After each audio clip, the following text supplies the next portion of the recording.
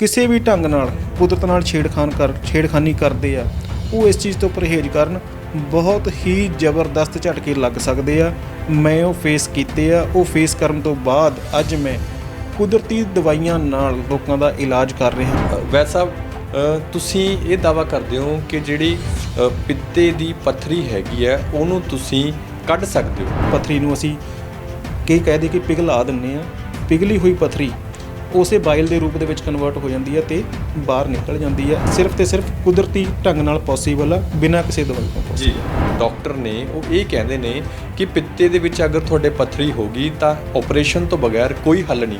ਤੁਹਾਡੇ ਕੋਲ ਕਿਹੜੀ ਗਿੱਦੜ ਸਿੰਘੀ ਹੈ, ਤੁਸੀਂ ਐਡੇ ਵੱਡੇ ਦਾਅਵੇ ਕਰ ਰਹੇ ਹੋ। ਇਸੇ ਮਿਸਕਨਸੈਪਸ਼ਨ ਨੂੰ ਵਰਤ ਕੇ ਹੀ ਕਿ ਪਿੱਤੇ ਦੇ ਵਿੱਚੋਂ ਕੋਈ ਐਗਜ਼ਿਟ ਰਸਤਾ ਹੈ ਹੀ ਨਹੀਂ, ਲੋਕਾਂ ਦੇ ਧੜਾ ਧੜ ਆਪਰੇਸ਼ਨ ਕੀਤੇ ਜਾ ਰਹੇ ਆ, ਜਦੋਂ ਕਿ ਇਹ ਆਪਰੇਸ਼ਨ ਬਚਾਏ ਜਾ ਸਕਦੇ ਆ। ਪਿੱਤੇ ਦੇ ਆਪਰੇਸ਼ਨ ਦੀ ਲੋੜ ਨਹੀਂ ਹੈਗੀ। ਅਮਰੀਕਾ, ਕੈਨੇਡਾ, ਯੂਰਪ ਦੇ ਵਿੱਚੋਂ ਪੜ੍ਹਾਈਆਂ ਕਰਕੇ ਸਾਡੇ ਡਾਕਟਰ ਜਿਹੜੇ ਇੱਥੇ ਆਉਂਦੇ ਨੇ ਉਹ ਤਾਂ ਕਹਿ ਰਹੇ ਨੇ ਕਿ ਸਾਡੇ ਕੋਲ ਪਿੱਤੇ ਦੀ ਪੱਥਰੀ ਦਾ ਕੋਈ ਟ੍ਰੀਟਮੈਂਟ ਨਹੀਂ ਹੈ, ਪਿੱਤਾ ਕਢਾਓ, ਗੱਲ ਖਤਮ। ਫਿਰ ਤੁਹਾਡੇ ਕੋਲ ਅਜਿਹੀ ਕਿਹੜੀ ਗਿੱਦੜ ਸਿੰਘੀ ਹੈ? ਤੁਸੀਂ ਕਿਵੇਂ ਇਹ ਦਾਅਵਾ ਕਰ ਸਕਦੇ ਹੋ? ਤੁਹਾਡੇ ਕੋਲ ਕੋਈ ਸਬੂਤ ਹੈ ਇਸ ਚੀਜ਼ ਦਾ? ਅਤੇ ਮੈਂ ਫੋਕੇ ਦਾਅਵੇ ਨਹੀਂ ਕਰਨਾ ਆ। ਮੈਂ ਸਬੂਤ ਨਾਲ ਲੈ ਕੇ ਆਇਆ ਹਾਂ। ਮੈਂ ਆਪਣੇ ਸਭ ਤੋਂ ਵਰਸਟ ਜੋ ਕੇਸ ਆ, ਸਭ ਤੋਂ ਖਤਰਨਾਕ ਜੋ ਕੇਸ ਸੀਗਾ, ਇਹ 16-17 ਸਾਲ ਦੀ ਲੜਕੀ ਦੇ ਕੇਸ ਦੀਆਂ ਸਕੈਨਾਂ ਨੇ। ਅਸੀਂ ਇਹਨਾਂ ਦੀ ਲੇਟੈਸਟ ਸਕੈਨਾਂ 3 ਸਕੈਨਾਂ ਕਰਵਾਈਆਂ ਨੇ। ਜੇ 15 mm ਤੋਂ 5 mm ਤੇ ਆ ਗਈ ਪਿੱਤੇ ਦੀ ਪੱਥਰੀ, ਜੇਕਰ ਬੰਦਾ ਪਿੱਤਾ ਕਢਾ ਦਿੰਦਾ ਡਾਕਟਰਾਂ ਦੇ ਕਹੇ ਤੇ ਫਿਰ ਉਹ ਨੁਕਸਾਨ ਕੀ ਹੁੰਦਾ ਸਰੀਰ ਨੂੰ? ਕਿ ਬੰਦੇ ਨੇ ਮੰਨ ਲਓ 75 ਸਾਲ ਜੀਣਾ ਸੀ, ਪਰ ਉਹਨੂੰ 30 ਸਾਲ ਦੀ ਉਮਰ ਦੇ ਵਿੱਚ ਉਹਨੇ ਪਿੱਤਾ ਕਢਵਾ ਲਿਆ, ਉਹ 55 ਤੋਂ 60 ਸਾਲ ਦੀ ਉਮਰ ਦੇ ਵਿੱਚ ਆਪਣੀ ਲਾਈਫ ਖਤਮ ਹੋ ਜਾਏਗੀ। ਉਹਦੇ 15 ਸਾਲ ਘੱਟ ਗਏ। ਖਾਧਾ ਪੀਤਾ ਭੋਜਨ ਜਦੋਂ ਹਜ਼ਮ ਨਹੀਂ ਹੁੰਦਾ, ਗੈਸ, ਤੇਜ਼ਾਬ ਤੇ ਕਬਜ਼, ਇਹ ਡਾਇਰੈਕਟ ਪ੍ਰੋਬਲਮਸ ਨੇ। ਬੰਦਾ ਸਮਝ ਜਾਂਦਾ ਯਾਰ ਪਿੱਤਾ ਕਢਾਇਆ ਤਾਂ ਮੈਨੂੰ ਹਜ਼ਮ ਨਹੀਂ ਹੋ ਰਿਹਾ, ਪਰ ਉਸ ਤੋਂ ਬਾਅਦ ਇਨਡਾਇਰੈਕਟ ਪ੍ਰੋਬਲਮਸ, ਲੱਤਾਂ 'ਚ ਦਰਦ, ਟੂਈ 'ਚ ਦਰਦ, BP ਵਧਣਾ ਘਟਣਾ ਕਿਉਂਕਿ ਖਾਧਾ ਪੀਤਾ ਭੋਜਨ।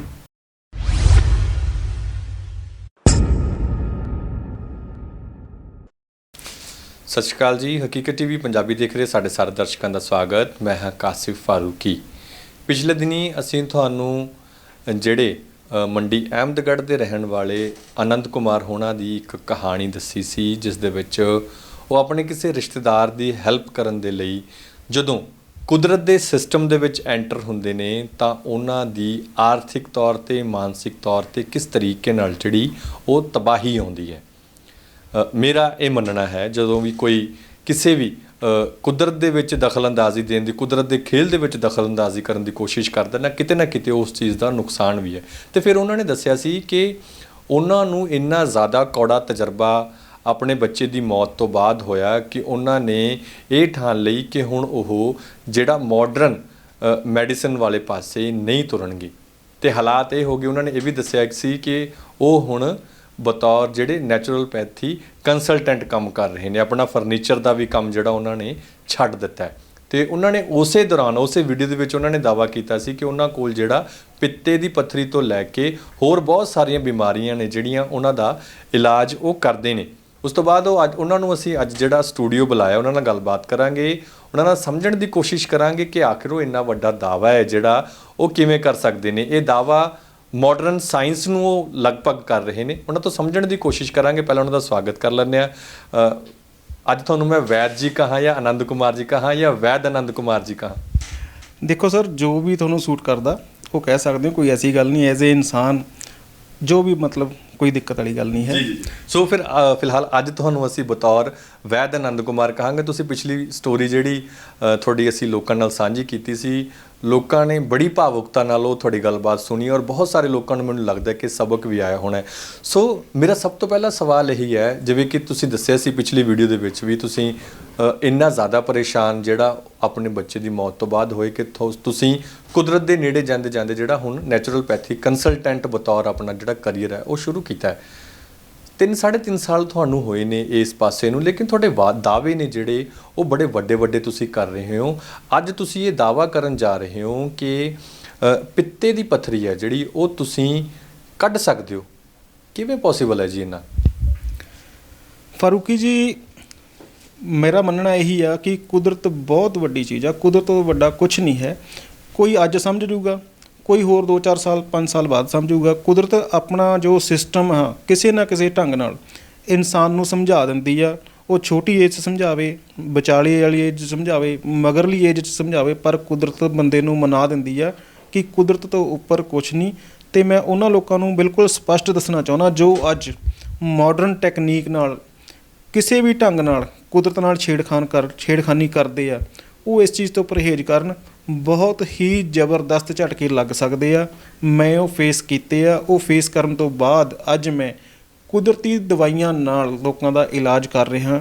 ਜਿੱਥੇ ਮਾਡਰਨ ਮੈਡੀਸਨ ਇੰਨੀ ਤਗੜੀ ਸਾਇੰਸ ਆ, ਇੰਨੇ ਜ਼ਬਰਦਸਤ ਰਿਸਰਚ ਸੈਂਟਰ ਨੇ, ਇੰਨੀ ਵੱਡੀਆਂ ਟੈਕਨੋਲੋਜੀਆਂ ਨੇ, ਇੰਨੇ ਵੱਡੇ ਡਾਕਟਰਸ ਨੇ, ਜਿੱਥੇ ਡਾਕਟਰ ਉਹ ਹੱਥ ਖੜ੍ਹੇ ਕਰ ਜਾਂਦੇ ਆ, ਮੈਂ ਸਿਰਫ ਉਹਨਾਂ 'ਤੇ ਹੀ ਕੰਮ ਕਰਨ ਦੀ ਕੋਸ਼ਿਸ਼ ਕਰ ਰਿਹਾ। ਉਹਨਾਂ ਬਿਮਾਰੀਆਂ ਦੇ ਉੱਤੇ ਹੀ ਲੋਕਾਂ ਦੀ ਹੈਲਪ ਕਰਨ ਦੀ ਕੋਸ਼ਿਸ਼ ਕਰ ਰਿਹਾ ਕਿ ਸਾਡੇ ਸਮਾਜ ਦਾ ਕੁਛ ਫਾਇਦਾ ਹੋ ਸਕੇ। ਕਿਉਂਕਿ 3.5 ਸਾਲ ਪਹਿਲਾਂ ਮੇਰੇ ਨਾਲ ਲਗਭਗ ਪੌਣੇ 4 ਸਾਲ ਪਹਿਲਾਂ ਐਸੀ ਟ੍ਰੈਜੇਡੀ ਹੋ ਗਈ ਸੀ। ਮੈਂ ਪਹਿਲਾਂ ਡਾਕਟਰ ਨਹੀਂ ਸੀ, ਮੈਂ ਕੋਈ ਵੈਦ ਨਹੀਂ ਸੀ, ਮੈਂ ਇੱਕ ਆਮ ਬਿਜ਼ਨਸਮੈਨ ਸੀ। ਫਰਨੀਚਰ ਦਾ ਮੇਰਾ ਸ਼ੋਰੂਮ ਸੀ। ਮੇਰਾ ਕੋਈ ਹੈਲਥ ਲਾਈਨ ਨਾਲ ਕੋਈ ਕੰਸਰਨ ਨਹੀਂ ਸੀ। ਪਰ ਜਦੋਂ ਮੇਰਾ ਵਾਹ ਕੁਦਰਤ ਨਾਲ ਪਿਆ ਜਾਂ ਉਸ ਤੋਂ ਪਹਿਲਾਂ ਮਾਡਰਨ ਮੈਡੀਸਨ ਨਾਲ ਪਿਆ, ਮੈਨੂੰ ਐਸਾ ਸਬਕ ਮਿਲਿਆ ਜਾਂ ਮੇਰੇ ਅੰਦਰ ਇੱਕ ਐਸਾ ਜਨੂੰਨ ਪੈਦਾ ਹੋ ਗਿਆ ਕਿ ਮੈਂ ਇਹ ਠਾਣ ਲਿਆ ਕਿ ਜੋ ਕੁਦਰਤ ਨਾਲ ਮੈਂ ਹੈਲਪ ਕਰ ਸਕਦਾ ਸਾਡੇ ਸਮਾਜ ਦੀ, ਉਹ ਮੈਂ ਜ਼ਰੂਰ ਕਰੂੰਗਾ। ਤੇ ਫਿਰ ਜਿਹੜੇ ਸਾਡੀ ਵੀਡੀਓ ਨਾਲ ਹੁਣੇ ਜਿਨ੍ਹਾਂ ਨੇ ਪਿਛਲੀ ਵੀਡੀਓ ਤੁਹਾਡੀ ਨਹੀਂ ਦੇਖੀ ਤੇ ਸਾਡੀ ਵੀਡੀਓ ਨਾਲ ਹੁਣੇ ਜੁੜੇ ਨੇ, ਥੋੜ੍ਹਾ ਜਿਹਾ ਬਰੀਫ ਦੇ ਵਿੱਚ ਦੱਸੋਗੇ ਕਿ ਤੁਹਾਡੀ ਐਂਟਰੀ ਹੈ ਜਿਹੜੀ ਉਹ ਜਿਹੜੇ ਨੈਚੁਰਲਪੈਥੀ ਵਾਲੇ ਪਾਸੇ ਕਿਵੇਂ ਹੋਈ? ਫਾਰੂਕੀ ਜੀ, ਗੱਲ ਇਸ ਤਰ੍ਹਾਂ ਵਾ, ਸਾਡੇ ਕਿਸੇ ਰਿਸ਼ਤੇਦਾਰ ਨੂੰ ਬੱਚੇ ਦੀ ਜ਼ਰੂਰਤ ਸੀ, ਖਾਸ ਕਰ ਲੜਕੇ ਦੀ। ਉਹਨਾਂ ਦੇ ਘਰ ਬੇਟੀਆਂ ਹੈਗੀਆਂ ਸੀ, ਪਰ ਅੱਛੀ ਪ੍ਰੋਪਰਟੀ, ਅੱਛੀ ਜਾਇਦਾਦ, ਸਾਰਾ ਕੁਝ ਹੋਣ ਦੇ ਨਾਤੇ ਪਰਿਵਾਰ ਚਿੰਤਾ 'ਚ ਰਹਿੰਦਾ ਸੀ ਕਿ ਕੁੜੀਆਂ ਨੇ ਤਾਂ ਆਪਣੇ ਘਰ ਚਲੇ ਜਾਣਾ, ਇਹ ਸਾਰੀ ਪ੍ਰੋਪਰਟੀ ਦਾ ਕੀ ਹੋਊਗਾ, ਇਹ ਹੈ ਉਹ ਹੈ, ਜੋ ਵੀ ਆਮ ਘਰਾਂ ਦੇ ਵਿੱਚ ਤੁਹਾਨੂੰ ਪਤਾ ਵੀ ਕੀ ਹੁੰਦਾ। ਮੇਰੀ ਵਾਈਫ ਨਾਲ ਉਹਨਾਂ ਦੀ ਗੱਲਬਾਤ ਹੁੰਦੀ ਆ। ਉਹ ਉਹਨਾਂ ਨੂੰ ਰਿਕੁਐਸਟ ਕਰਦੇ ਆ, ਜਦੋਂ ਕਿ ਮੇਰਾ ਪਰਿਵਾਰ ਪੂਰਾ ਸੀ, ਮੇਰੇ ਕੋਲ ਮੁੰਡਾ ਵੀ ਆ, ਮੇਰੇ ਕੋਲ ਕੁੜੀ ਵੀ ਆ, ਮੈਂ ਪੂਰੀ ਸੈਟਿਸਫੈਕਟਰੀ ਮੇਰੀ ਲਾਈਫ ਸੀ ਅਤੇ ਮੈਂ ਬੜਾ ਖੁਸ਼ ਸੀ।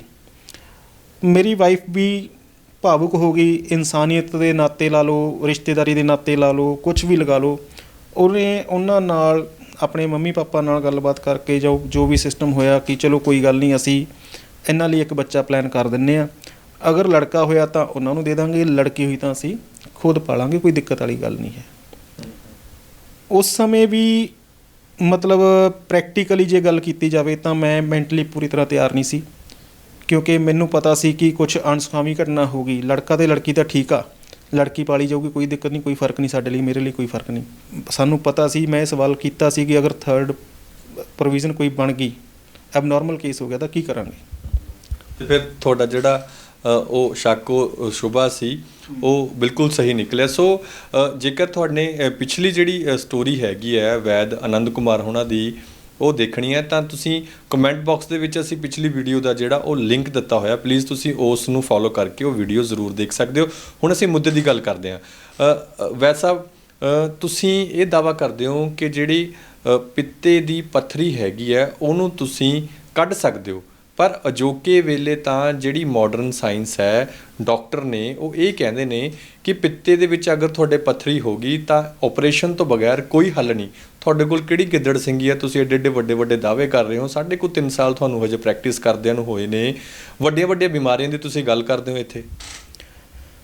ਹਾਂਜੀ ਫਾਰੂਕ ਜੀ, ਮੈਂ ਤੁਹਾਨੂੰ ਬਿਲਕੁਲ ਸਪਸ਼ਟ ਦੱਸਿਆ ਕਿ ਮੈਂ 3.5 ਪੌਣੇ 4 ਸਾਲ ਪਹਿਲਾਂ ਇਸ ਚੀਜ਼ ਨੂੰ ਫੇਸ ਕੀਤਾ। ਮੈਂ ਵੱਡੇ ਡਾਕਟਰਾਂ ਦੇ ਰੂਬਰੂ ਹੋਇਆ। ਮੈਂ ਨਾਮ ਨਹੀਂ ਲੈ ਸਕਦਾ, ਨਾਮ ਲੈਣਾ ਵੀ ਨਹੀਂ ਚਾਹੁੰਦਾ। ਮੈਂ ਰਿਸਪੈਕਟ ਵੀ ਕਰਦਾ ਉਹਨਾਂ ਡਾਕਟਰਸ ਦੀ, ਕੋਈ ਜ਼ਰੂਰੀ ਨਹੀਂ ਕਿ ਜੋ ਮੇਰੇ ਨਾਲ ਹੋਇਆ ਉਹ ਹਰੇਕ ਨਾਲ ਹੀ ਹੁੰਦਾ, ਪਰ ਜਿੰਨਾ ਨੇੜਿਓਂ ਹੋ ਕੇ ਮੈਂ ਦੇਖਿਆ ਤਾਂ ਮੈਂ ਸਮਝ ਗਿਆ ਕਿ ਜੋ ਡਾਕਟਰ ਹੈਗੇ ਆ ਜਾਂ ਜੋ ਉਹਨਾਂ ਦੀ ਕਾਬਲੀਅਤ ਹੈਗੀ ਆ, ਉਹਨੂੰ ਪੂਰੀ ਤਰ੍ਹਾਂ ਕਿਤੇ ਵੀ ਯੂਟੀਲਾਈਜ਼ ਨਹੀਂ ਕੀਤਾ ਜਾਂਦਾ। ਸੋ ਆਨੰਦ ਜੀ, ਸਭ ਤੋਂ ਪਹਿਲਾਂ ਮੇਰਾ ਸਵਾਲ ਇਹੋ ਹੈ ਕਿ ਇਹ ਪਿੱਤੇ ਦੀ ਪੱਥਰੀ ਹੈ ਜਿਹੜੀ, ਇਹ ਹੁੰਦੀ ਕੀ ਹੈ? ਜਦੋਂ ਕਿ ਪੱਥਰੀ ਤਾਂ ਅਸੀਂ ਕਹਾਂਗੇ ਕਿ ਉਸ ਥਾਂ ਦੇ ਉੱਤੇ ਹੁੰਦੀ ਹੈ ਜਿਸ 'ਤੇ ਐਂਟਰ ਹੋਣ ਵਾਸਤੇ ਕੋਈ ਥਾਂ ਹੋਵੇ ਅਤੇ ਬਾਹਰ ਨਿਕਲਣ ਵਾਸਤੇ ਵੀ ਕੋਈ ਥਾਂ ਹੋਵੇ। ਜਿਹੜਾ ਪਿੱਤੇ ਦੇ ਵਿੱਚ ਤਾਂ ਬਾਹਰ ਨਿਕਲਣ ਨੂੰ ਕੋਈ ਥਾਂ ਹੀ ਨਹੀਂ ਹੁੰਦਾ। ਪਹਿਲਾਂ ਸਾਨੂੰ ਇਸ ਸਾਰੇ ਮੁੱਦੇ 'ਤੇ ਗੱਲਬਾਤ ਕਰਾਂਗੇ। ਪਹਿਲਾਂ ਸਾਨੂੰ ਇਹ ਸਮਝਾਓ ਕਿ ਪਿੱਤੇ ਦੀ ਪੱਥਰੀ ਹੁੰਦੀ ਕੀ ਹੈ ਔਰ ਉਹ ਬਣਦੀ ਕਿਵੇਂ ਹੈ? ਬਹੁਤ ਵਧੀਆ ਸਵਾਲ ਪੁੱਛਿਆ ਤੁਸੀਂ ਸਰ। ਮੈਂ ਸਭ ਤੋਂ ਪਹਿਲਾਂ ਤੁਹਾਨੂੰ ਦੱਸਣਾ ਚਾਹੂੰਗਾ, ਜਿਹੜਾ ਤੁਹਾਡਾ ਪੁਆਇੰਟ ਸੀ ਕਿ ਪਿੱਤੇ ਦੇ ਵਿੱਚ ਐਂਟਰੀ ਦਾ ਕੋਈ ਰਸਤਾ ਨਹੀਂ ਅਤੇ ਐਗਜ਼ਿਟ ਦਾ ਕੋਈ ਰਸਤਾ ਨਹੀਂ, ਇਹ ਇੱਕ ਮਿਸਕਨਸੈਪਸ਼ਨ ਆ। ਪਿੱਤੇ ਦੇ ਅੰਦਰ ਐਂਟਰੀ ਵੀ ਹੈਗੀ ਆ ਅਤੇ ਪਿੱਤੇ ਤੋਂ ਐਗਜ਼ਿਟ ਵੀ ਹੈਗੀ ਆ। ਇਹਦੇ ਵਿੱਚ ਕੋਈ ਸ਼ੱਕ ਨਹੀਂ ਕਿ ਪਿੱਤੇ ਦੇ ਵਿੱਚੋਂ ਪੱਥਰੀ ਨਿਕਲਣਾ ਬਹੁਤ ਮੁਸ਼ਕਿਲ ਆ, ਪਰ ਇੰਪੋਸੀਬਲ ਨਹੀਂ। ਇਹ ਦੋਨੇ ਟਰਮਾਂ ਦੇ ਵਿੱਚ ਫਰਕ ਆ। ਅਸੀਂ ਕਿੱਦਾਂ ਕੱਢਦੇ ਹਾਂ ਉਹ ਤੁਹਾਨੂੰ ਅਸੀਂ ਜ਼ਰੂਰ ਦੱਸਾਂਗੇ, ਪਰ ਇਹ ਮਿਸਕਨਸੈਪਸ਼ਨ ਦੂਰ ਹੋਣੀ ਜ਼ਰੂਰੀ ਆ। ਇਸੇ ਮਿਸਕਨਸੈਪਸ਼ਨ ਨੂੰ ਵਰਤ ਕੇ ਹੀ ਕਿ ਪਿੱਤੇ ਦੇ ਵਿੱਚੋਂ ਕੋਈ ਐਗਜ਼ਿਟ ਰਸਤਾ ਹੈ ਹੀ ਨਹੀਂ, ਲੋਕਾਂ ਦੇ ਧੜਾ ਧੜ ਆਪਰੇਸ਼ਨ ਕੀਤੇ ਜਾ ਰਹੇ ਆ, ਜਦੋਂ ਕਿ ਇਹ ਆਪਰੇਸ਼ਨ ਬਚਾਏ ਜਾ ਸਕਦੇ ਆ। ਪਿੱਤੇ ਦੇ ਆਪਰੇਸ਼ਨ ਦੀ ਲੋੜ ਨਹੀਂ ਹੈਗੀ, ਰਸਤਾ ਹੈਗਾ। ਅਸੀਂ ਤੁਹਾਨੂੰ ਗੂਗਲ ਦੇ ਉੱਪਰ ਸਰਚ ਕਰੋ, ਗੋਲ ਬਲੈਡਰ ਸਟੋਨ ਭਰੋ, ਤੁਹਾਨੂੰ ਪ੍ਰੋਪਰ ਪਿਕਚਰ ਨਜ਼ਰ ਆ ਜਾਏਗੀ। ਐਂਟਰੀ ਵੀ ਹੈਗੀ ਆ ਤੇ ਐਗਜ਼ਿਟ ਵੀ ਹੈਗੀ ਆ। ਤੇ ਫਿਰ ਗੁਰਦਿਆਂ ਦੇ ਵਿੱਚ ਪੱਥਰੀ ਅਸੀਂ ਸੁਣੀ ਹੈ, ਤੇ ਪਿੱਤੇ ਦੇ ਵਿੱਚ ਪੱਥਰੀ ਕਿਵੇਂ ਬਣ ਸਕਦੀ ਹੈ ਜੀ? ਪਹਿਲਾ ਸਵਾਲ ਤਾਂ ਹੈ ਕਿ ਪਿੱਤੇ ਦੇ ਵਿੱਚ ਪੱਥਰੀ ਕਿਵੇਂ ਬਣਦੀ ਹੈ? ਸਾਨੂੰ ਤਾਂ ਪਹਿਲਾਂ ਦਰਸ਼ਕਾਂ ਨੂੰ ਇਹ ਵੀ ਸਮਝਾਓਗੇ ਤੁਸੀਂ? ਹਾਂਜੀ ਸਰ ਫਾਰੂਕ ਜੀ, ਤੁਸੀਂ ਸਵਾਲ ਬਹੁਤ ਸੋਹਣਾ ਕੀਤਾ ਕਿ ਗੁਰਦੇ ਦੇ ਵਿੱਚ ਪੱਥਰੀ ਸੁਣੀ ਆ, ਬਟ ਮੈਂ ਕਹਿਣਾ ਚਾਹੁੰਦਾ ਕਿ ਗੁਰਦੇ ਦੇ ਵਿੱਚ ਵੀ ਪੱਥਰੀ ਨਹੀਂ ਹੁੰਦੀ। ਕੁਦਰਤ ਨੇ ਸਾਨੂੰ ਕਿਤੇ ਵੀ ਪੱਥਰੀ ਨਹੀਂ ਦਿੱਤੀ, ਨਾ ਗੁਰਦੇ 'ਚ ਦਿੱਤੀ ਆ ਤੇ ਨਾ ਹੀ ਪਿੱਤੇ ਦੇ ਵਿੱਚ ਦਿੱਤੀ ਆ। ਗੁਰਦੇ ਦੇ ਵਿੱਚ ਵੀ ਪੱਥਰੀ ਬਣਨ ਦੀ ਉਹੀ ਤਕਨੀਕ ਆ। ਸਾਡੇ ਸਰੀਰ ਦੇ ਵਿੱਚ ਜਮ੍ਹਾਂ ਕੈਲਸ਼ੀਅਮ, ਸਰਪਲਸ ਕੈਲਸ਼ੀਅਮ ਜਿਹੜਾ ਹੈਗਾ, ਜਦੋਂ ਸਾਡੇ ਸਰੀਰ ਦੇ ਵਿੱਚੋਂ ਬਾਹਰ ਨਹੀਂ ਨਿਕਲਦਾ, ਉਹ ਗੁਰਦੇ ਦੇ ਵਿੱਚ ਜਮ੍ਹਾਂ ਹੋ ਕੇ ਇੱਕ ਜਗ੍ਹਾ 'ਤੇ ਇਕੱਠਾ ਹੋ ਜਾਂਦਾ, ਸੋਲਿਡ ਰੂਪ ਧਾਰਨ ਕਰ ਜਾਂਦਾ ਲਿਕੁਇਡ ਤੋਂ, ਤਾਂ ਅਸੀਂ ਉਹਨੂੰ ਗੁਰਦੇ ਦੀ ਪੱਥਰੀ ਕਹਿੰਦੇ ਹਾਂ। ਇਸੇ ਤਰੀਕੇ ਪਿੱਤੇ ਦੇ ਵਿੱਚ ਵੀ ਇੱਕ ਲਿਕੁਇਡ ਹੁੰਦਾ, ਲੀਵਰ ਤੋਂ ਬਣਦਾ, ਬਾਈਲ ਕਹਿੰਦੇ ਆ ਅੰਗਰੇਜ਼ੀ ਦੇ ਵਿੱਚ, ਮੈਡੀਕਲ ਟਰਮ ਦੇ ਵਿੱਚ, ਪਰ ਇਹ ਦੇਸੀ ਸ਼ਬਦਾਂ 'ਚ ਆਪਾਂ ਗੱਲ ਕਰੀਏ ਤਾਂ ਇਹ ਪਾਚਕ ਰਸ ਹੁੰਦਾ। ਲੀਵਰ ਹਰ ਟਾਈਮ, ਲਗਭਗ ਹਰ ਟਾਈਮ ਪਾਚਕ ਰਸ ਤਿਆਰ ਕਰਦਾ, ਪਰ ਅਸੀਂ ਸਾਰਾ ਦਿਨ ਤਾਂ ਕੁਝ ਖਾਂਦੇ ਨਹੀਂ। ਉਸ ਨੂੰ ਜਿਸ ਸਮੇਂ ਜ਼ਰੂਰਤ ਆ ਅਸੀਂ ਉਸੇ ਸਮੇਂ ਵਰਤਾਂਗੇ, ਤਾਂ ਉਹ ਲੀਵਰ ਤੋਂ ਬਣਿਆ ਪਾਚਕ ਰਸ ਸਟੋਰ ਕਰਨ ਲਈ ਸਾਡੇ ਸਰੀਰ ਦੇ ਵਿੱਚ ਕੁਦਰਤ ਨੇ ਪਿੱਤਾ ਦਿੱਤਾ। ਫ੍ਰੀ ਟਾਈਮ ਦੇ ਵਿੱਚ ਜੋ ਲੀਵਰ ਪਾਚਕ ਰਸ ਬਣਾਉਂਦਾ ਉਹ ਪਿੱਤੇ ਦੇ ਵਿੱਚ ਸਟੋਰ ਹੁੰਦਾ। ਜਦੋਂ ਵੀ ਅਸੀਂ ਕੋਈ ਫੈਟ ਵਗੈਰਾ ਵਾਲੀ ਚੀਜ਼ ਖਾਂਦੇ ਹਾਂ, ਕੋਈ ਤਲਿਆ ਹੋਇਆ ਭੋਜਨ ਖਾਂਦੇ ਹਾਂ ਜਾਂ ਕੋਈ ਸੋਲਿਡ ਭੋਜਨ ਖਾਂਦੇ ਹਾਂ, ਉਹਨੂੰ ਪਚਾਉਣ ਲਈ ਉਸ ਪਾਚਕ ਰਸ ਦੀ ਜ਼ਰੂਰਤ ਹੁੰਦੀ ਆ, ਅਤੇ ਪਿੱਤੇ ਦੇ ਵਿੱਚੋਂ ਉਹ ਸਾਡੀ ਇੰਟੈਸਟਾਈਨ ਦੇ ਅੰਦਰ ਪਾ ਦਿੱਤਾ ਜਾਂਦਾ ਅਤੇ ਨਾਲ ਦੀ ਨਾਲ ਸਾਡਾ ਭੋਜਨ ਹਜਮ ਹੋਣ ਲੱਗ ਜਾਂਦਾ। ਰਹੀ ਗੱਲ ਪੱਥਰੀ ਦੀ, ਪਿੱਤੇ ਦੇ ਵਿੱਚ ਪੱਥਰੀ ਨਹੀਂ ਹੁੰਦੀ, ਪਰ ਜਦੋਂ ਅਸੀਂ ਗਲਤ ਖਾਣ ਪੀਣ, ਸਾਡਾ ਖਾਣ ਪੀਣ ਗਲਤ ਹੋ ਜਾਂਦਾ, ਗਲਤ ਸਾਡਾ ਲਾਈਫ ਸਟਾਈਲ ਹੋ ਜਾਂਦਾ, ਤਾਂ ਅਸੀਂ ਉਸ ਰਸ ਨੂੰ, ਜੋ ਪਾਚਕ ਰਸ ਸਟੋਰ ਆ, ਪ੍ਰੋਪਰ ਢੰਗ ਨਾਲ ਇਸਤੇਮਾਲ ਨਹੀਂ ਕਰਦੇ, ਤਾਂ ਹੌਲੀ ਹੌਲੀ ਸੋਲਿਡ ਰੂਪ ਧਾਰਨ ਕਰਦਾ ਜਾਂਦਾ। ਉਹ ਸੋਲਿਡ ਰੂਪ ਜੋ ਪਾਚਕ ਰਸ ਆ, ਬਾਈਲ ਆ, ਜੋ ਉਹਦਾ ਸੋਲਿਡ ਰੂਪ ਆ, ਉਹਨੂੰ ਪੱਥਰੀ ਕਹਿ ਦਿੱਤਾ ਜਾਂਦਾ, ਪਿੱਤੇ ਦੀ ਪੱਥਰੀ ਕਹਿ ਦਿੱਤਾ ਜਾਂਦਾ। ਉਸ ਤੋਂ ਅਗਲਾ ਸਵਾਲ ਤੁਸੀਂ ਮੈਨੂੰ ਪੁੱਛਿਆ ਸੀ ਕਿ ਤੁਸੀਂ ਪਿੱਤੇ ਦੇ ਵਿੱਚੋਂ ਪੱਥਰੀ ਕਿਵੇਂ ਕੱਢਦੇ ਹੋ? ਅਸੀਂ ਪਿੱਤੇ ਦੇ ਵਿੱਚੋਂ ਪੱਥਰੀ ਸਾਬਤੀ ਨਹੀਂ ਕੱਢਦੇ, ਨਹੀਂ ਨਿਕਲਦੀ। ਜਿੱਦਾਂ ਹੀ ਲਿਕੁਇਡ ਸੀਗਾ ਜੋ, ਉਹ ਸੋਲਿਡ ਰੂਪ ਹੋਇਆ ਤਾਂ ਉਹਨੇ ਪੱਥਰੀ ਦਾ ਰੂਪ ਧਾਰਨ ਕੀਤਾ। ਕੁਦਰਤ ਨੇ ਸਾਨੂੰ ਐਸਾ ਬਹੁਤ ਕੁਝ ਦਿੱਤਾ ਹੋਇਆ ਖਾਣ ਪੀਣ ਵਾਲਾ, ਸਮੇਂ ਦੇ ਨਾਲ ਨਾਲ ਅਸੀਂ ਉਸੇ ਜੋ ਸੋਲਿਡ ਹੋਇਆ ਜੂਸ ਆ ਉਸ ਨੂੰ ਦੁਬਾਰਾ ਲਿਕੁਇਡ ਫਾਰਮ ਦੇ ਵਿੱਚ ਟਰਾਂਸਫਾਰਮ ਕਰ ਦਿੰਦੇ ਹਾਂ, ਜਾਣੀ ਕਿ ਪੱਥਰੀ ਨੂੰ ਅਸੀਂ ਕਹਿ ਦੇ ਕਿ ਪਿਘਲਾ ਦਿੰਦੇ ਹਾਂ। ਪਿਘਲੀ ਹੋਈ ਪੱਥਰੀ ਉਸੇ ਬਾਈਲ ਦੇ ਰੂਪ ਦੇ ਵਿੱਚ ਕਨਵਰਟ ਹੋ ਜਾਂਦੀ ਹੈ ਅਤੇ ਬਾਹਰ ਨਿਕਲ ਜਾਂਦੀ ਹੈ। ਇਹ ਤੁਸੀਂ ਸਮਝ ਸਕਦੇ ਹੋ। ਪਰ ਸਾਬਤੀ ਪੱਥਰੀ, ਜੇ ਮੰਨ ਲਓ 15 mm ਦੀ ਪੱਥਰੀ ਆ, ਤਾਂ ਅਸੀਂ ਜੇ ਕਹੀਏ 15 mm ਦੀ ਪੱਥਰੀ ਵੈਸੇ ਹੀ ਕੱਢ ਦਾਂਗੇ, ਤਾਂ ਉਹ ਪੋਸੀਬਲ ਨਹੀਂ। ਰਸਤਾ ਹੈਗਾ ਨਿਕਲਣ ਦਾ, ਲਿਕੁਇਡ ਜੂਸ ਦੇ ਨਿਕਲਣ ਦਾ ਰਸਤਾ ਹੈਗਾ। ਪੱਥਰੀ ਦੁਬਾਰਾ ਆਪਣੀ ਲਿਕੁਇਡ ਫਾਰਮ ਦੇ ਵਿੱਚ ਚਲੀ ਜਾਂਦੀ ਹੈ, ਉਹ ਚੀਜ਼ ਪੋਸੀਬਲ ਹੈ, ਅਤੇ ਸਿਰਫ ਕੁਦਰਤੀ ਢੰਗ ਨਾਲ ਪੋਸੀਬਲ ਆ, ਬਿਨਾਂ ਕਿਸੇ ਦਵਾਈ ਤੋਂ ਪੋਸੀਬਲ ਹੈ। ਅਤੇ ਫਿਰ ਇੱਕ ਸਵਾਲ ਇੱਥੇ ਆਨੰਦ ਜੀ, ਜੋ ਇਸ ਵੇਲੇ ਮੇਰੇ ਜ਼ਿਹਨ ਦੇ ਵਿੱਚ ਚੱਲ ਰਿਹਾ ਹੈ, ਤੁਸੀਂ ਕਹਿ ਰਹੇ ਹੋ ਕਿ ਗਲਤ ਖਾਣ ਪੀਣ ਦੇ ਢੰਗ ਕਰਕੇ ਜਿਹੜਾ ਅਸੀਂ ਪਿੱਤੇ ਦੇ ਵਿੱਚ ਪਾਚਨ ਰਸ ਹੁੰਦਾ ਉਹ ਮਤਲਬ ਸੋਲਿਡ ਹੋ ਜਾਂਦਾ ਹੈ, ਉਹਨੂੰ ਪੱਥਰੀ ਬਣਦੀ ਹੈ। ਅਤੇ ਖਾਣ ਪੀਣ ਤਾਂ ਲਗਭਗ ਸਾਰਿਆਂ ਦੇ ਹੀ ਅੱਜ ਕੱਲ੍ਹ ਇੱਕੋ ਜਿਹਾ ਹੋਇਆ ਹੈ, ਅਤੇ ਫਿਰ ਜਿਹੜੀ ਪਿੱਤੇ ਦੀ ਪੱਥਰੀ ਉਹ ਕਿਸੇ ਦੇ ਕਿਉਂ ਬਣਦੀ ਹੈ? ਇਹ ਮਿਸਕਨਸੈਪਸ਼ਨ ਹੈ, ਇਹ ਵੀ ਇੱਕ ਗਲਤ ਧਾਰਨਾ ਵਾ ਕਿ ਸਭ ਦਾ ਖਾਣਾ ਇੱਕੋ ਜਿਹਾ। ਪਹਿਲੀ ਗੱਲ ਤਾਂ ਖਾਣਾ ਇੱਕੋ ਜਿਹਾ ਨਹੀਂ, ਦੂਸਰਾ ਪੱਥਰੀ ਵੀ ਕਿਸੇ ਦੇ ਬਣਦੀ ਹੈ, ਇਹ ਵੀ ਗੱਲ ਕਿਸੇ ਹੱਦ ਤੱਕ ਗਲਤ ਆ। ਬੇਸਿਕਲੀ ਸਾਨੂੰ ਪਤਾ ਨਹੀਂ ਲੱਗਦਾ।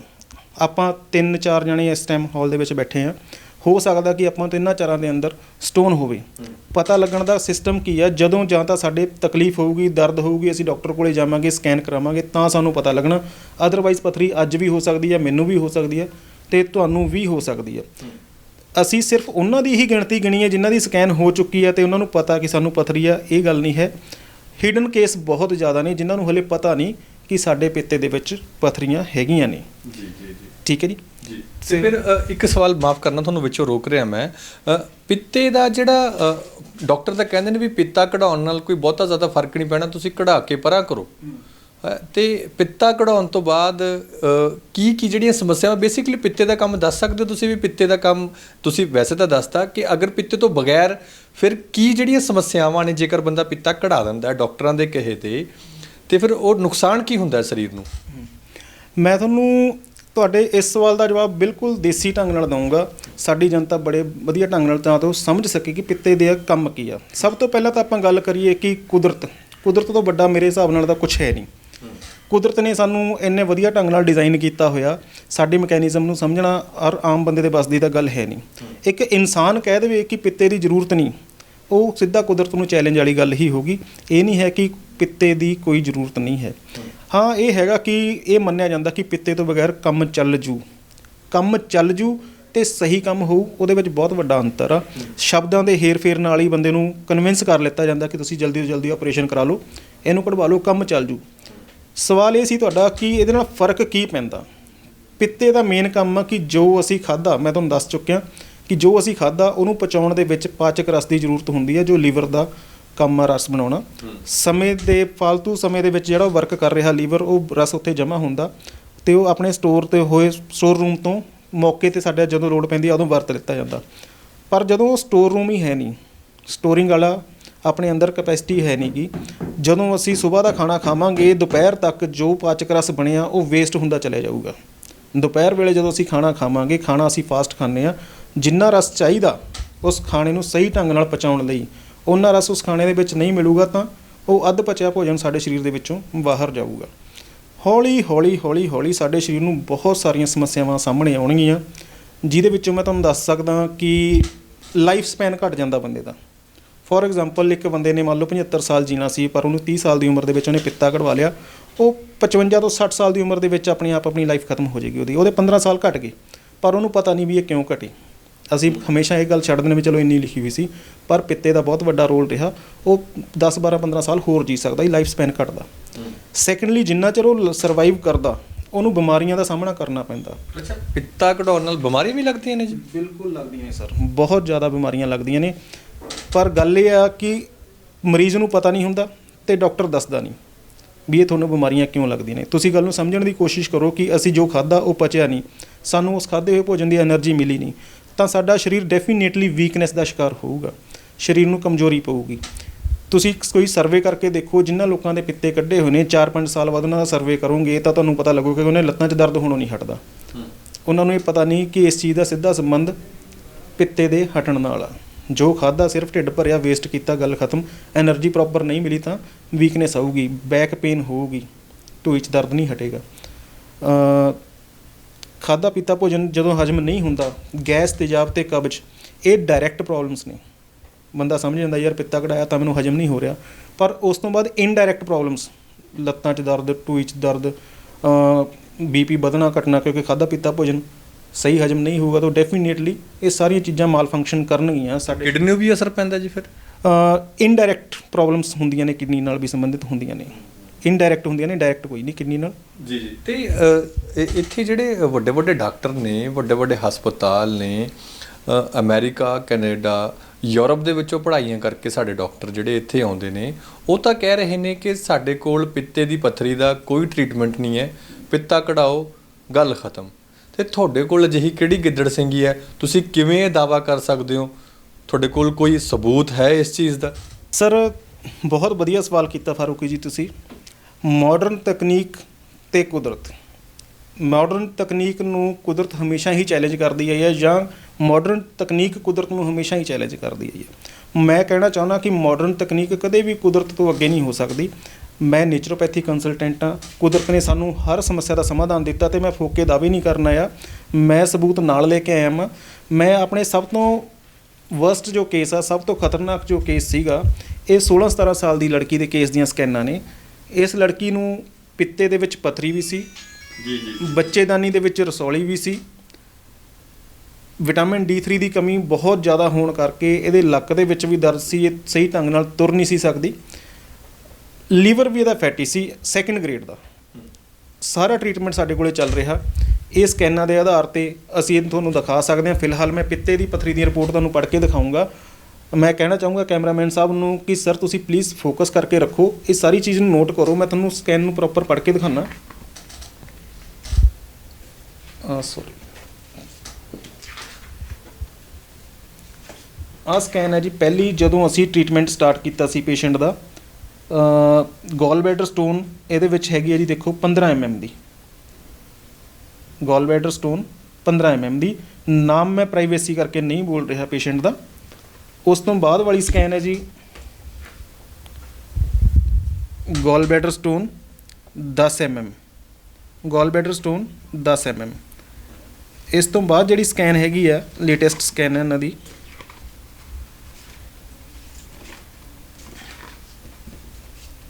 ਗੋਲ ਬੈਡਰ ਸਟੋਨ 5 mm। ਅਸੀਂ ਇਹਨਾਂ ਦੀ ਲੇਟੈਸਟ ਸਕੈਨਾਂ 3 ਸਕੈਨਾਂ ਕਰਵਾਈਆਂ ਨੇ। ਜੇ 15 mm ਤੋਂ 5 mm ਤੇ ਆ ਗਈ ਪਿੱਤੇ ਦੀ ਪੱਥਰੀ, ਅੱਜ ਦਾ ਜੋ ਸਭ ਤੋਂ ਹੌਟ ਮੁੱਦਾ ਕਿ ਪਿੱਤੇ ਦੀ ਪੱਥਰੀ ਨਹੀਂ ਖੁਰ ਸਕਦੀ ਆ, ਡੈਫੀਨੇਟਲੀ ਖੁਰ ਸਕਦੀ ਆ, ਇਹਦੇ ਵਿੱਚ ਕੋਈ ਸ਼ੱਕ ਗੱਲ ਨਹੀਂ। ਉਹ ਮੁੱਦਾ ਅਲੱਗ ਆ ਕਿ ਸਮਾਂ ਕਿੰਨਾ ਲੱਗਦਾ, ਉਹ ਮੁੱਦਾ ਅਲੱਗ ਆ ਕਿ ਉਹਨੂੰ ਹੋਰ ਪ੍ਰੋਬਲਮਸ ਕੀ ਨੇ ਨਾਲ। ਮੇਰਾ ਸਵਾਲ ਵੀ ਤੁਹਾਨੂੰ ਇਹੋ ਸੀ ਕਿ ਅਗਰ ਇੱਕ ਨਾਰਮਲ ਮਰੀਜ਼ ਤੁਹਾਡੇ ਕੋਲ ਆਉਂਦਾ, ਤੁਸੀਂ ਤਾਂ ਦੱਸ ਰਹੇ ਹੋ ਕਿ ਇਹਨੂੰ ਪ੍ਰੋਬਲਮਸ ਬਹੁਤ ਜ਼ਿਆਦਾ ਸੀ, ਅਗਰ ਨਾਰਮਲ ਸਿਰਫ ਪਿੱਤੇ ਵਾਲਾ ਮਰੀਜ਼ ਤੁਹਾਡੇ ਕੋਲ ਆਉਂਦਾ, ਤੁਸੀਂ ਉਹਨੂੰ ਕਿੰਨਾ ਟਾਈਮ ਲਾਉਂਦੇ ਹੋ ਨਾਰਮਲ ਮਰੀਜ਼ ਨੂੰ? ਫਾਰੂਕੀ ਜੀ, ਇਹ ਸਾਰੇ ਨਾ ਸਰਕਮਸਟੈਂਸਿਸ ਦੇ ਉੱਪਰ ਡਿਪੈਂਡ ਕਰਦਾ। ਪੇਸ਼ੈਂਟ ਦੀ ਏਜ ਫੈਕਟਰ ਕੀ ਆ। ਸਪੋਜ਼ ਕਰੋ ਯੰਗ ਏਜ ਦੇ ਵਿੱਚ ਕਿਸੇ ਨੂੰ ਸਟੋਨ ਆ, ਅਸੀਂ ਉਹਨੂੰ ਮੈਡੀਸਨ ਦੇਵਾਂਗੇ, ਉਹ ਜਲਦੀ ਕੰਮ ਕਰੇਗੀ। ਓਲਡ ਏਜ, ਬੁਢਾਪੇ ਦੇ ਵਿੱਚ ਸਾਡੇ ਕੋਲ ਪੇਸ਼ੈਂਟ ਆ ਗਿਆ 65 ਸਾਲ ਦੀ ਉਮਰ ਦੇ ਵਿੱਚ, 70 ਸਾਲ ਦੀ ਉਮਰ ਦੇ ਵਿੱਚ, ਉਹਦੀ ਬਾਡੀ ਦੀ ਆਪਦੀ ਇਮਿਊਨਿਟੀ ਵਰਕ ਨਹੀਂ ਕਰ ਰਹੀ ਉਸ ਸਮੇਂ, ਤਾਂ ਉੱਥੇ ਸਮਾਂ ਲੰਬਾ ਲੱਗ ਜਾਂਦਾ। ਸੈਕਿੰਡਲੀ, ਸਟੋਨ ਦਾ ਸਾਈਜ਼ ਕੀ ਆ, 5 mm ਹੈ, 7 mm ਹੈ, 10 mm, 15, 20, 25, ਉਹ ਸਾਈਜ਼ 'ਤੇ ਵੀ ਡਿਪੈਂਡ ਕਰਦਾ। ਕਿੰਨੇ mm ਤੱਕ ਤੁਸੀਂ ਤੁਹਾਡਾ ਜਿਹੜਾ ਤਜਰਬਾ ਹੈ, ਤੁਸੀਂ ਦੱਸ ਰਹੇ ਹੋ, ਕਿੰਨੇ mm ਤੱਕ ਦੀ ਜਿਹੜੀ ਤੁਸੀਂ ਪਿੱਤੇ ਦੇ ਵਿੱਚੋਂ ਪੱਥਰੀ ਜਿਹੜੀ ਤੁਸੀਂ ਕਹਿ ਰਹੇ ਹੋ ਕਿ ਨਿਕਲਦੀ ਨਹੀਂ, ਖੋਰ ਦਿੰਦੇ ਹੋ? 5 ਤੋਂ ਲੈ ਕੇ 8 mm ਦੀ ਰੇਂਜ ਲਗਭਗ 3 ਮਹੀਨਿਆਂ 'ਚ, 15 mm ਤੱਕ ਦੀ ਲਗਭਗ 6 ਮਹੀਨਿਆਂ ਦੇ ਵਿੱਚ।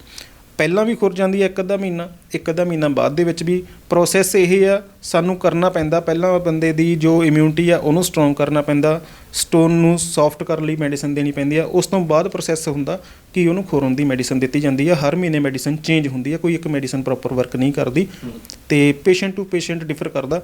ਪਰ ਫਿਰ ਵੀ ਇੱਕ ਮੰਨ ਕੇ ਚੱਲ ਸਕਦੇ ਹਾਂ ਕਿ 3 ਤੋਂ ਲੈ ਕੇ 6 ਮਹੀਨੇ ਦੇ ਅੰਦਰ ਪੱਥਰੀ ਖੁਰ ਜਾਂਦੀ ਹੈ।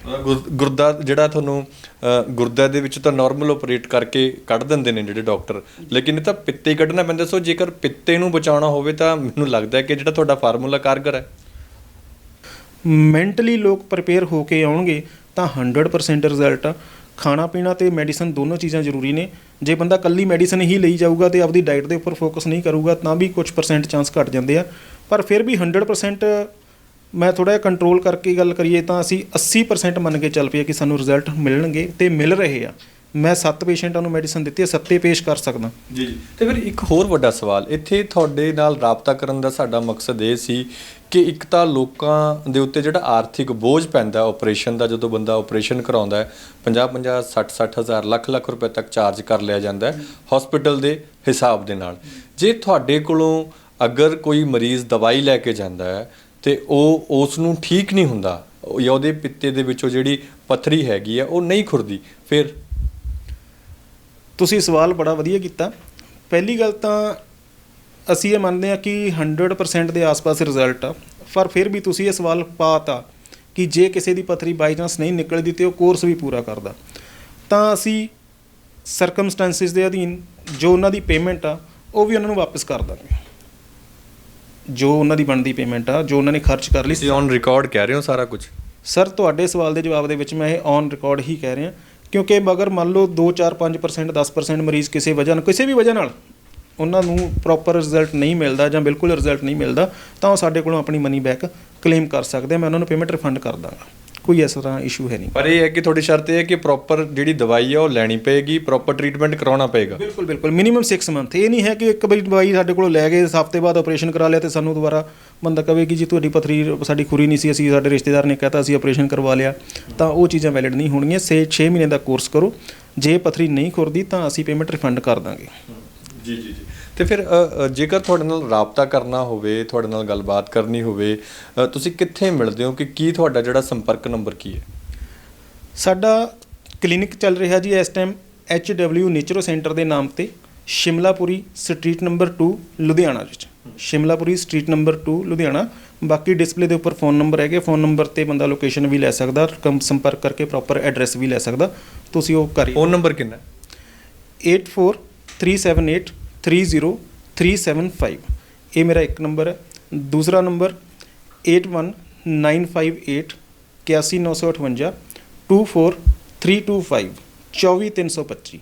ਇਹ ਮੇਰਾ ਦੂਸਰਾ ਨੰਬਰ ਹੈ। ਜੀ ਜੀ, ਬਹੁਤ ਬਹੁਤ ਧੰਨਵਾਦ ਜੀ ਆਨੰਦ ਜੀ ਸਾਰੀ ਗੱਲਬਾਤ ਦੇ ਲਈ। ਬਹੁਤ ਬਹੁਤ ਸ਼ੁਕਰੀਆ ਸਰ, ਬਹੁਤ ਬਹੁਤ ਧੰਨਵਾਦ ਫਾਰੂਕੀ ਜੀ, ਥੈਂਕ ਯੂ। ਜੀ ਸੋ ਇਹ ਸਨ ਵੈਦ ਆਨੰਦ ਕੁਮਾਰ ਜਿਨ੍ਹਾਂ ਨੇ ਅੱਜ ਦਾਅਵਾ ਕੀਤਾ ਹੈ, ਨਾਲ ਹੀ ਉਹਨਾਂ ਨੇ ਜਿਹੜੇ ਕੁਝ ਕੁ ਸਕੈਨਾਂ ਵੀ ਦਿਖਾਈਆਂ ਨੇ ਮਰੀਜ਼ਾਂ ਦੀਆਂ, ਜਿਨ੍ਹਾਂ ਦਾ ਕਹਿਣਾ ਹੈ ਕਿ ਪਿੱਤੇ ਦੀ ਪੱਥਰੀ ਨੂੰ ਜਿਹੜਾ ਕੱਢਣ ਵਾਸਤੇ ਪਿੱਤੇ ਨੂੰ ਕਢਾਉਣ ਦੀ ਜ਼ਰੂਰਤ ਨਹੀਂ, ਸੋ ਉਹ ਪੱਥਰੀ ਦਾ ਜਿਹੜਾ ਟ੍ਰੀਟਮੈਂਟ ਹੈ ਉਹ ਕੁਦਰਤੀ ਤਰੀਕੇ ਨਾਲ ਕਰਦੇ ਨੇ। ਤੇ ਉਹਨਾਂ ਦਾ ਦਾਅਵਾ ਹੈ ਕਿ ਜੇਕਰ ਉਹਨਾਂ ਦੀ ਮੈਡੀਸਨ ਨੂੰ ਮਰੀਜ਼ ਹੈ ਜਿਹੜਾ ਉਹ ਉਹਨਾਂ ਦੇ ਮੁਤਾਬਕ ਜੋ ਦਵਾਈ ਦੀਆਂ ਰਿਕੁਆਇਰਮੈਂਟਸ ਹੈਗੀਆਂ ਨੇ ਅਗਰ ਖਾਂਦਾ ਹੈ ਤਾਂ ਪਿੱਤੇ ਦੀ ਪੱਥਰੀ ਹੈ ਜਿਹੜੀ ਉਹ 6 ਕੁ ਮਹੀਨਿਆਂ ਦੇ ਵਿੱਚ ਖੁਰ ਜਾਂਦੀ ਹੈ ਔਰ ਪਿੱਤਾ ਕਢਾਉਣ ਦੀ ਜਿਹੜੀ ਨੌਬਤ ਹੈ ਉਸ ਤੋਂ ਜਿਹੜਾ ਮਰੀਜ਼ ਨੂੰ ਬਚਾਇਆ ਜਾ ਸਕਦਾ ਹੈ। ਸੋ ਫਿਲਹਾਲ ਇਹ ਗੱਲਬਾਤ ਤੁਹਾਨੂੰ ਕਿਵੇਂ ਲੱਗੀ ਇਸ ਬਾਬਤ ਤੁਸੀਂ ਆਪਣੀ ਰਾਏ ਵੀ ਸਾਨੂੰ ਦਿਓ। ਫਿਰ ਵੀ ਜੇਕਰ ਕਿਸੇ ਦੇ ਮਨ ਦੇ ਵਿੱਚ ਕੋਈ ਸਵਾਲ, ਕੋਈ ਸ਼ੰਕਾ, ਕਿਸੇ ਤਰ੍ਹਾਂ ਦਾ ਕੋਈ ਖਦਸ਼ਾ ਹੈ ਤਾਂ ਤੁਸੀਂ ਕਮੈਂਟ ਬਾਕਸ ਦੇ ਵਿੱਚ ਆਪਣਾ ਸਵਾਲ ਆਪਣਾ ਤੁਸੀਂ ਲਿਖ ਸਕਦੇ ਹੋ ਤੇ ਅਸੀਂ ਕੋਸ਼ਿਸ਼ ਕਰਾਂਗੇ ਵੈਦ ਆਨੰਦ ਕੁਮਾਰ ਹੋਣਾ ਨੂੰ ਕਹਿ ਕੇ ਕਿ ਉਹਨਾਂ ਕਮੈਂਟਸ ਨੂੰ ਪੜ੍ਹ ਕੇ ਉਹ ਤੁਹਾਡੇ ਨਾਲ ਰਾਬਤਾ ਜ਼ਰੂਰ ਕਰਨ। ਫਿਰ ਵੀ ਜੇਕਰ ਵੈਦ ਜੀ ਦਾ ਫੋਨ ਕਈ ਵਾਰ ਬਿਜ਼ੀ ਜਾਂਦਾ ਤਾਂ ਤੁਸੀਂ ਆਪਣਾ ਮੋਬਾਈਲ ਨੰਬਰ ਹੈ ਜਿਹੜਾ ਕਮੈਂਟ ਬਾਕਸ ਦੇ ਵਿੱਚ ਛੱਡ ਸਕਦੇ ਹੋ। ਅਸੀਂ ਕੋਸ਼ਿਸ਼ ਕਰਾਂਗੇ ਉਸ ਦੇ ਜ਼ਰੀਏ ਜਿਹੜਾ ਵੈਦ ਜੀ ਤੁਹਾਡੇ ਨਾਲ ਰਾਬਤਾ ਜ਼ਰੂਰ ਕਰਨ। ਫਿਲਹਾਲ ਮੈਨੂੰ ਇਹ ਗੱਲਬਾਤ ਇੱਥੇ ਹੀ ਖਤਮ ਕਰਨ ਦੀ ਦਿਓ ਇਜਾਜ਼ਤ। ਧੰਨਵਾਦ।